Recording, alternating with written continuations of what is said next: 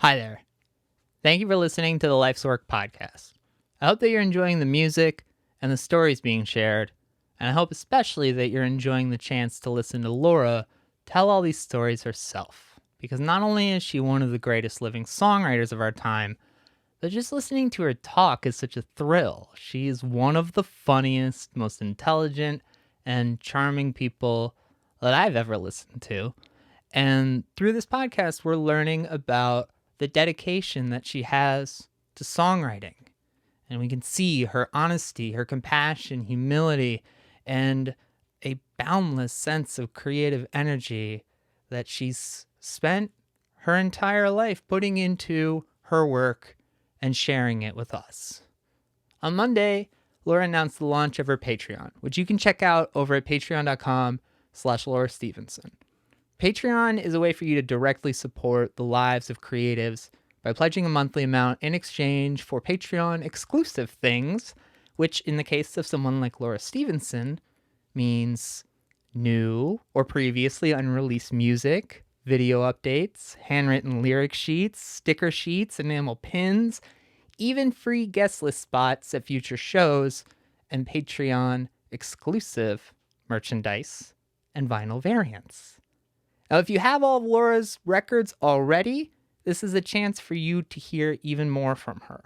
And if you love Laura's music and listen to her songs on streaming services, this is a chance for you to say thanks for the ones she shared and to provide her with the means to create more for us. Monthly pledging starts at $5 a month. To sign up or get more details, head on over to patreon.com/Laura Stevenson. And now for your regularly scheduled programming. This is Laura Stevenson, a songwriter and singer from Long Island, New York.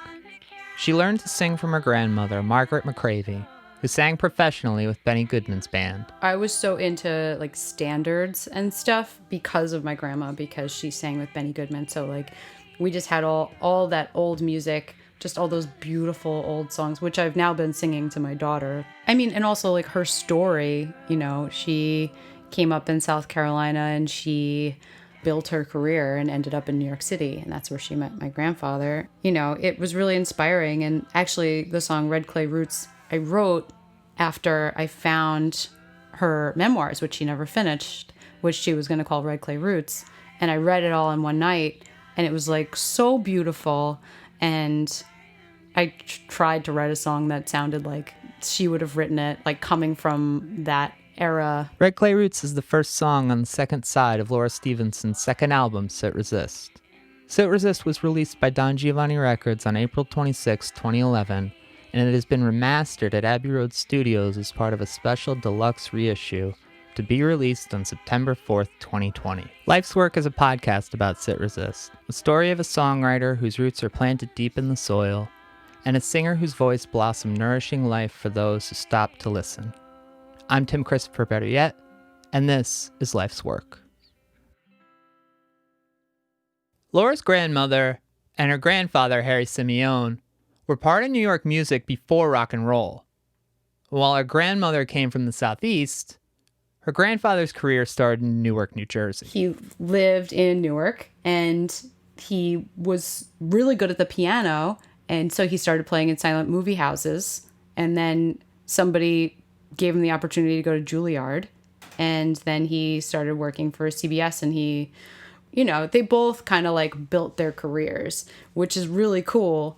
And then they met there. And my grandfather also is like just really interesting vocal arranger, you know. And so I think like that to me was really inspiring for like all the layered shit that I do. I can definitely hear a lot of stuff like, also he's like weird and super into like dissonant, just kind of like avant-garde sort of music. You may not know the name Harry Simeone, but trust me, you've heard his arrangements. You know, like Christmas music, like The Little Drummer Boy and Do You Hear What I Hear, which are the two things he's most famous for.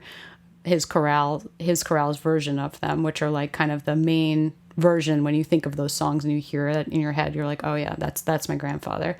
And just like all of the there's a lot of dissonance there, and there's a lot of just experimental weird shit. And he was a weirdo, and he was super talented and super driven. They both were. They're like amazing piano players. And I mean, that was like super inspiring to be in the same family as them. Hopefully some of it trickled down, but I never really wanted to express any of my musical talents in front of them because I was afraid that I would get critiqued too hard. Laura's grandparents provided a foundation for her writing that predates modern pop music. Have you ever noticed that there isn't a song on Sit Resist that has a chorus in it? Well, don't even get her started on bridges. Hate an unnecessary bridge. It's like, what are we doing? We're just wasting everybody's time. Like, if you really want to go back to the chorus, do it. And if you feel like you need to put some bullshit in there just to get another chorus out of it, the song should just be over. So that's basically how I feel about songs. Like most hot takes coming from Don Giovanni Records in the year 2020, she kind of has a point. And she's got history to back her up. The standards that my grandma used to sing with Benny Goodman, we had a whole CD of all the songs that she used to sing. And it would just be 2 verses and then she's out, you know, like, or a verse, a chorus, another verse, and then she's out. And then the band just repeats the melody. And then, you know, so like they do an intro that's like 2 minutes long.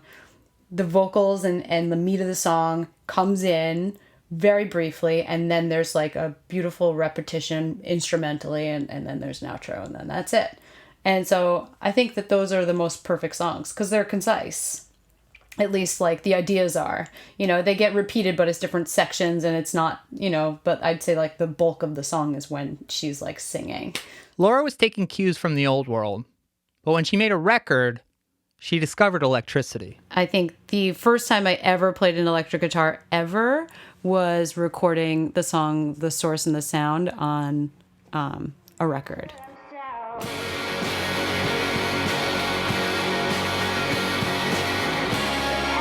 That was the first time I had ever like held an electric guitar. I'd never played one before. So, you know, I was not, it seemed really scary to me, but the electric guitar actually opened up so many doors for me. And even though I was still kind of like sticking with finger picking for the most part, it created this whole like dynamic range. I could like paint with it instead of just like using it to accompany me and like be the melody. Even like on a record, I would try to do melodies, but like a lot of times I would pluck the wrong strings and then just be like, whatever. But, you know, I started trying to be more precise because the electric guitar is a little bit less forgiving and louder and more in your face. And so I don't know. I think it was the introduction of the electric guitar in my life that really like kind of shaped the way that record sounded and shaped me as a guitar player. Laura started playing with her friend Alex Billig around the same time she started playing with her partner and bass player Mike Campbell. Alex Billig I met through Laura soon after Laura and I met. He lived down the block from me in Clinton Hill. It was just sort of happenstance that all of us occupied the same like 6-block radius in Brooklyn, and it's wild. But Alex went to Boston University where Laura met him because Laura's sister was going to Boston University. And they actually all went to college with Joe Steinhardt as well, who runs Don Giovanni. I'd met Alex previously. He was friends with my ex-boyfriend. And so I kind of just hung on to him after the breakup because I just liked him so much. And I was really glad that he still wanted to be my friend because he is one of the best people I've ever met. And he's one of my best friends to this day. Super generous, super genuine, super hilarious. Total freak, and I love him dearly. And if I told him that, he would be totally freaked out. So Alex was playing in a few bands in Brooklyn, and Alex was always sort of like utility player. Like he played, you know, Irish tin whistle. He played a trumpet. He played what he ended up playing most, especially in this period, was the accordion. And then eventually he started playing like a Nord 3 keyboard. So he was always sort of the aux utility player. So yeah, that was sort of like the early core of the band. We would play shows as a 3-piece like that all the time, where it would be me on bass or acoustic guitar, Laura on guitar, Alex on several different either brass or wind instruments, sort of switching from song to song. The three together would form a solid shape, with Laura's songs at the center. But with each new song coming in, the scope started to change. It felt like, and even from talking with Alex in and around this time, that we knew that Laura's songs were so good that it was this thing that we almost were like, let's do any and everything we can do to make this as serious and take this as seriously as we all should be. Words like serious, words like ambition, can go a few different ways. But in the case of Laura Stevenson, ambition only registers when it comes to making music. And when it comes to the songs that would make Upset Resist, there was no end goal, there was no career path. There was just songs. Big songs. Serious songs. These songs needed more, and that's why we gave it more. You know what I mean? Like, because the songs were just more mature and complex, you know? Like, I felt like the songs themselves were just larger than me. And I felt like they were better than the last batch of songs. So they just needed more care and more energy. And I guess now, looking back on it, more people. So they started having practices at Alex's, just 2 blocks down the street from Mike. Friends would show up and work on songs. One of those people was Jeff Rosenstock, who always seems to have a way of making something feel large and important, but also just sort of regular. Yeah, I honestly, that's all just, I think Laura was hearing these parts in her heads, and she just had, like, between me and Alex and Wenjay and Matt Keegan, like, she had a string section, an accordion person, and fucking Aiden. Like, she had a string section on call, she had a horn section on call, she had somebody playing accordion throughout everything, which is one of the most interesting things about these early records, is that they're, like, laced with this drony accordion in a way that I think is really cool and unique and unlike other things.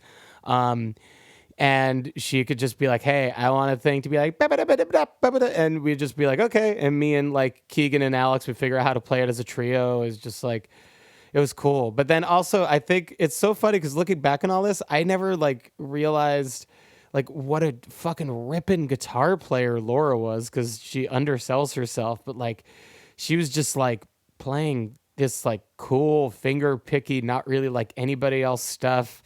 And had all these ancillary players who I was part of. And then you had Chris Parker, who's an amazing drummer, Mike Campbell, who's one of the best bass players I know.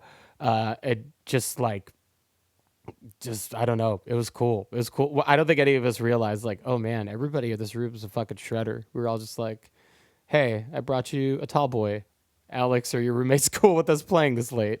And I think it was a matter of, let's invite as much onto this as we think could help the process of arranging and adding to the songs, and invite as much into it as we can, almost to get like broad brushstrokes, and then whittle away at it, you know? So you sort of start with as much as you could possibly need and then take away from there. And I think, you know, the fact that there's a musical saw for maybe 13 seconds on the record.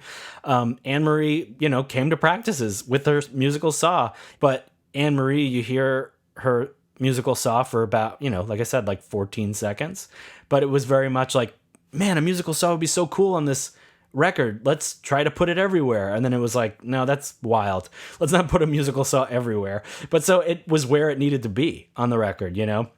And I think the inverse of that is maybe Alex's accordion playing, where Alex's accordion is omnipresent in the record, almost as like a dull roar or a pad, like a low end pad. You know, that's an example of the inverse of that, where it's like, actually this as a tone is really adding a lot to the overall sound. So it should be present as, you know, as much as it is. At first it was just like any place that it felt like it needed to get a little bit bigger or like a little bit more full, he would just play low chords like with his left hand. He wasn't doing a lot of like, only the places where it really seemed necessary, where there was a lead, he would play, you know, on the key side. And And so I feel like we just really liked the way that it filled in that space. So Alex would just kind of like provide that layer, you know, between the bass and where the guitars start. So that felt full on the bottom. And then when I wasn't singing and there was like a lead that was like specific, he could play it on the key side. And it was just like such a versatile instrument for this band. And it just became like his main instrument. And then now he has like 3 accordions. But at first he just had this like little like trebly little red accordion. And then he just kept graduating to like bigger and better accordions. So it was like, it was cool. It just kind of watching that evolve for him. And, you know, banjo, there's banjo on one song, but Steve D'Agostino would play shows and he would just play the banjo the entire set as if it were a rhythm guitar. You know, so it was just this period of time where everyone was sort of treating it like a collective insofar as there could be 9 people on stage. But then, you know, taking that broad brush stroke and then maybe whittling it down when it's coming to put the record together, where it's like, where actually does it make sense to have a banjo ripping? Maybe only here. Where does it make sense to have the glockenspiel? Maybe just here, you know? But having all those people contributing and putting in pieces, whether large or small, I think really added to the overall record and the vibe and the feel of it. You know, it was never really my project, even though it was like my songs. It was never like, I never was like, this is my vision, like get the fuck out. You know what I mean? Like if somebody was around and wanted to play, sometimes it would be like making room for parts and stuff. And like it ended up being very cool because we're all creative people and we're not just like throwing random shit in there and hoping it'll be good. You know, like everybody's like, you know, really smart and good at what they do. But then other times it was like a very clear idea that I was like, okay, I know I have this melodic idea. I don't know what instrument it's going to be good on, but like if, you know, when Jay's here today and she's playing the violin, you know, like sick. This is a string part, you know what I mean? Or like Jeff's around, he has his saxophone today, you know, like that's like Barnacles was the horns kind of like built themselves from just them being available.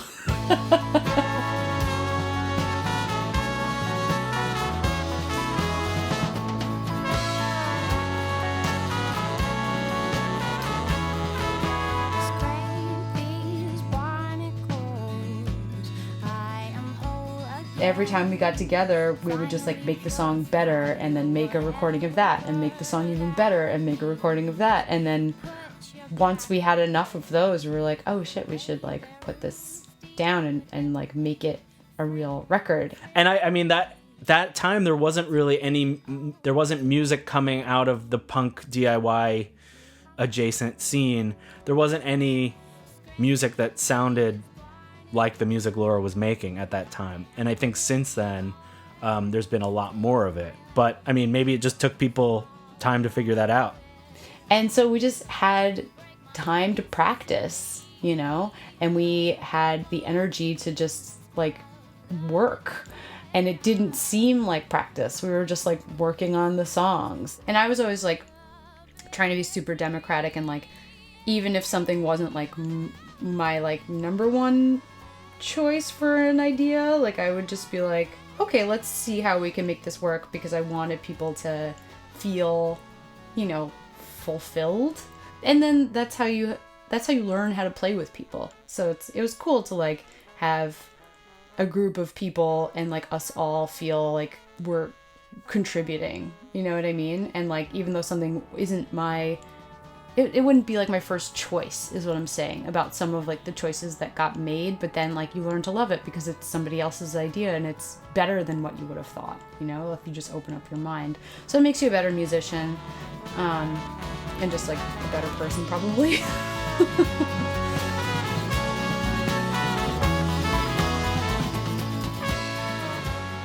We began this week in the Carolinas.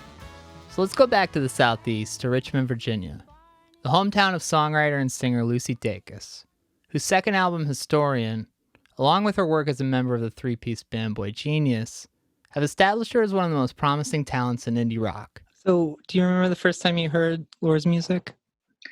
Yeah, my friend in high school took it upon himself to educate me because I was like this suburban lady who wanted to know about more culture, but I basically just had like Christian rock and top 40 in my vicinity. And there was one day that he brought over a record by Laura, and we put it on the record player and laid on the floor and listened to it and didn't talk, flipped it, listened to the other side, didn't talk. And that was the entire hangout. Was like, we're not discussing this, just get ready. And I still try to listen to music like that. Like, I feel like because I listened to it that way, it has never left me. Like, I was as like the most open as I was to be changed by something in that scenario. And it totally did. Like, I feel like I remember so many moments from that record as like formative sonic moments in my brain.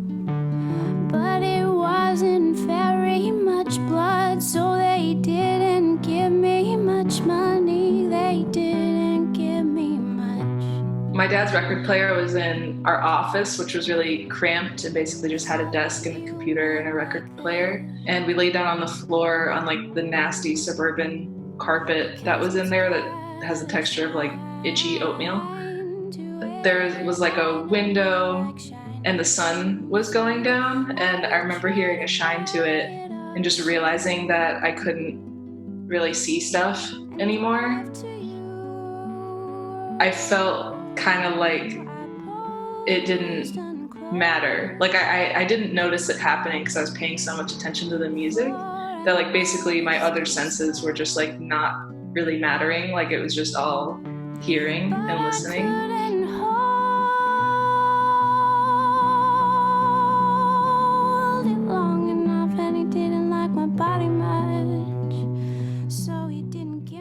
I have a hard time tracking my influences just because I wasn't trying to make music at the beginning. So I wasn't actively trying to learn from anyone. But hearing Laura's music made me feel like, oh, I could do that possibly. It's very approachable. I felt like I could understand sonically where everything was coming from. I feel like I had maybe thoughts and images similar to the ones that she was expressing. And she also doesn't really pay attention to form. And I loved that because it made me feel like I didn't need to know about like verse, chorus, bridge, chorus, or whatever people do. Like it seemed very like genuine and of her. And yeah, I think that she was probably the person I listened to before I like really went and decided to write some songs.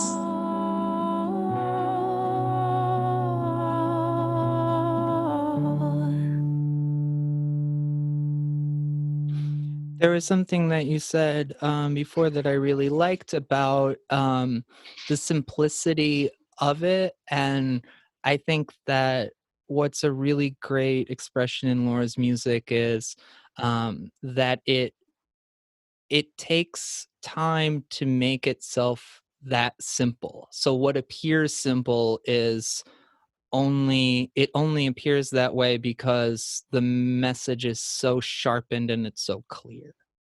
Yeah, I was thinking about how there's not necessarily catchy elements in the way that like a song on the radio is catchy, but there are images that have caught me that I like cannot forget. Like on Sit Resist, a couple are like the line about I'll hang up my hands when I'm done.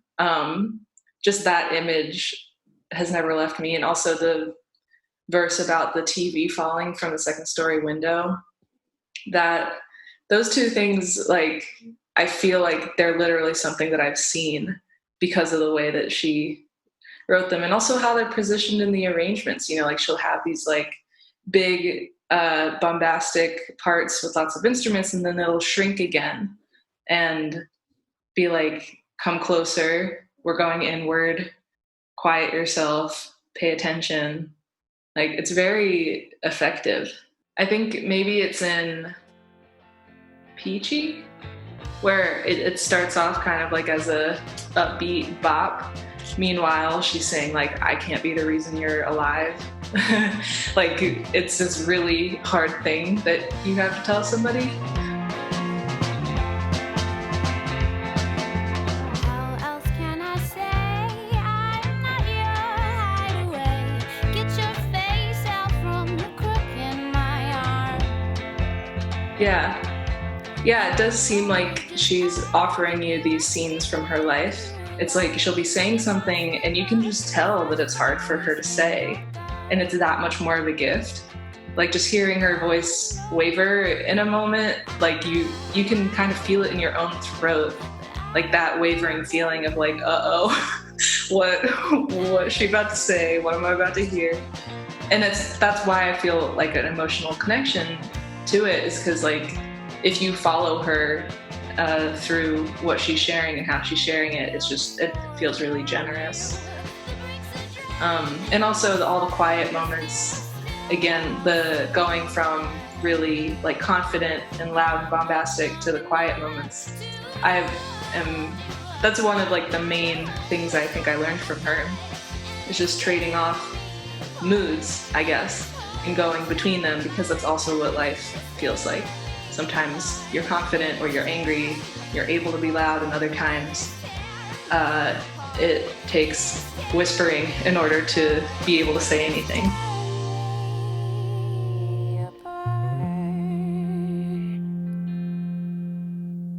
I am small, the television swirling from the second floor. My sister's hand in mine as we watch it go. Another scene with sirens in the front yard for the neighbors to read by the lights of.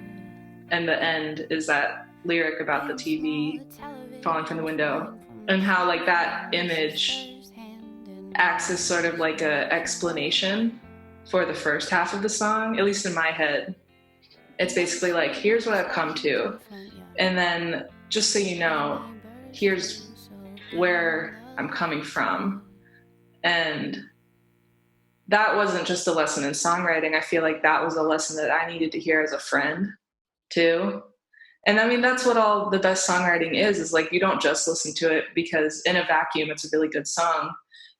If it affects you, it's because it changes your actual thoughts in life and maybe how you approach relationships and yourself.